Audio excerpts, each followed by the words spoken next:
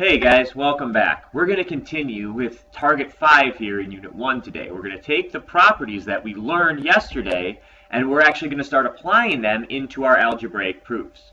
So the first question we have to ask ourselves though is, what is an algebraic proof? Excuse me. Well, we have to look at the word proof to kind of understand that a little bit better. One place that we hear the word proof or prove used a lot is in the legal sense, or when police and detectives are out looking, trying to solve crimes, right? And one popular show is Law and Order, and my wife and I like to watch that show.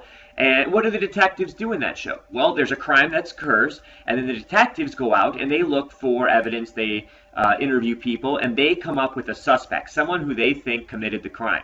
Then they have to find evidence. They have to find proof that their suspect actually is guilty. And as they're looking for these clues and these different things, the proof does one of two things. Either the proof shows that their suspect is guilty, proves that they're true, or the proof will show that their suspect is innocent, meaning that their guess was false. And then they have to go back and find somebody. And somehow, magically, by the end of the hour, everything's wrapped up and they found their suspect. Nice and neat. Well, we're really going to apply the word proof in the same way.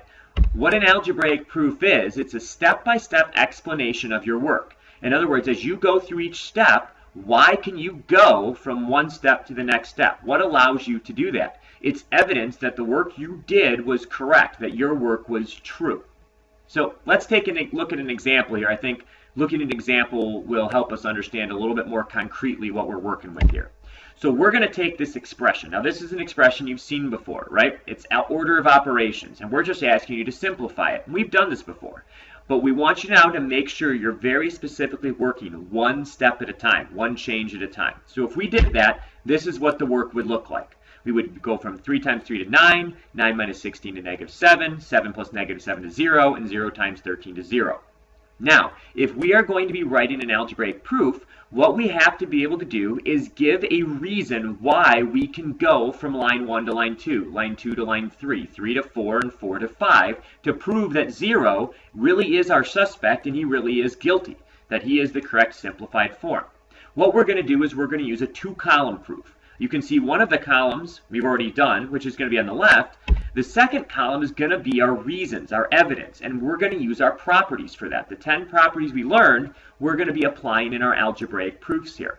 So the first reason that we have for this expression is it was given to you, by me in this case, or by your teacher, or by whoever, the book, maybe a worksheet. But when we start, most algebraic proofs will begin with the reason given. Now, how did we go? Why can we go from 3 times 3 to 9?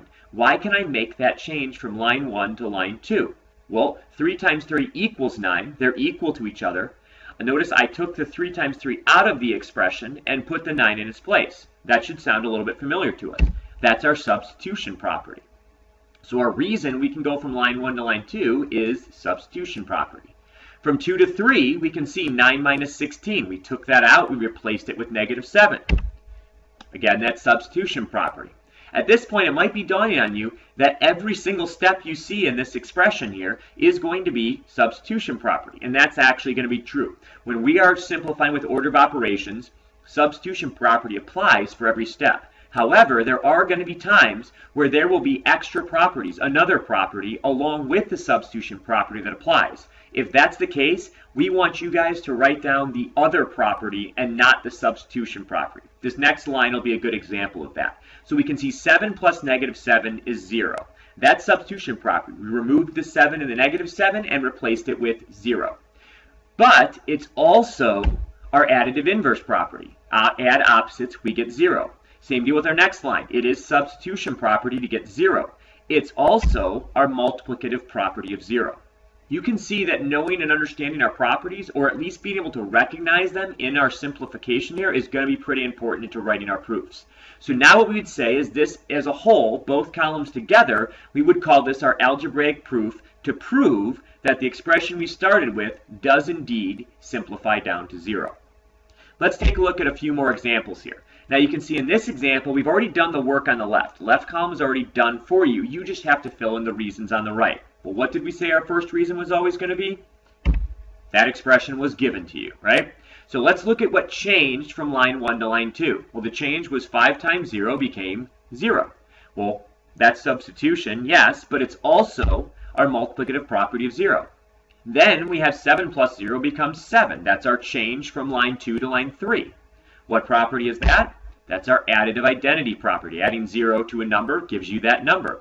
Then we have 7 minus 6. Now, as we go through our 10 properties, there's no property other than substitution that tells us 7 minus 6 can equal 1. Then our last step here, 11 times 1 gives us 11. That is substitution, but 11 times a number, 1 times a number equaling that number is our multiplicative identity property. Okay, let's take a look at one more here, a little bit more complicated. We got some exponents, we got some fractions. Sit back, take a deep breath, it'll be fine. I know we don't like fractions, but we got to be able to work with them here. So, what changed? 5 squared to 25. Oh, I'm sorry, I'm getting ahead of myself. What's our first step? Given. Then, 5 squared to 25 is our substitution property. 25 minus 20, again, we go through our 10 properties. The only one that works here is substitution property.